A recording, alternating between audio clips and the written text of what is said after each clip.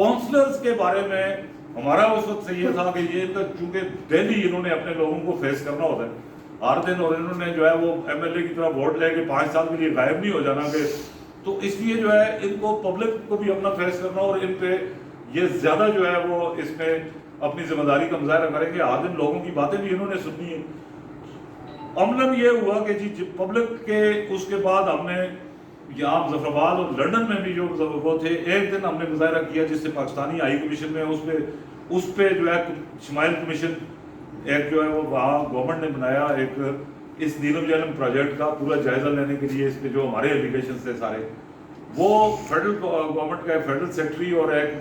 ممبر water board جو ہے کس کا انڈس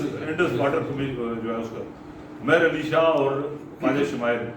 ان پہ آ کے وہ بنی, اور انہوں نے صرف ہمارے ساتھ رابطہ نہیں کیا بلکہ ہر کسی سے رابطہ کیا. حالانکہ ہمارا موقف ان کے پاس جو پہنچا ہوا تھا اس سے الگ ہمارے ساتھ انہوں نے کوئی ڈسکس نہیں کیا. لیکن ایک فیڈرل گورنمنٹ کا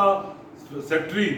اس نے آزاد کشمیر کے سارے سیاستدانوں سے زیادہ جرأت کا مظاہرہ کیا, اور اس نے وہ ساری کرپشن, ساری نوسر بازی جو یہ پروجیکٹ لگانے میں, وہ سارا کچھ اس رپورٹ میں دیتی. ہائی کورٹ میں ہماری ریٹ تھی جس میں 2019 میں آزاد کشمیر کے آئین کا مطلب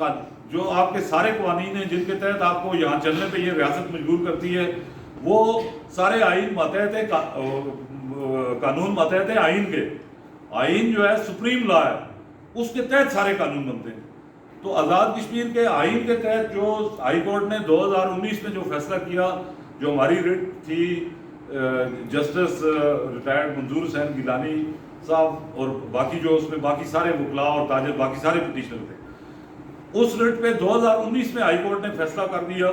کہ جو انہوں نے نیلم جہلم کے مسئلے میں, اب مثلا یہ جو عوامی ایکشن کمیٹی کے ابھی مطالبات ہیں,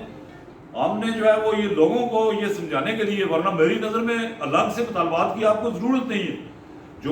جو بجلی سے ریلیٹڈ جتنے معاملات ہیں آپ کے, وہ ہائی کورٹ کے اس فیصلے میں ریزالو ہو چکے ہوئے. جو ہم مطالبہ کر رہے ہیں ابھی سالڈ ویسٹ مینجمنٹ کا, اس کا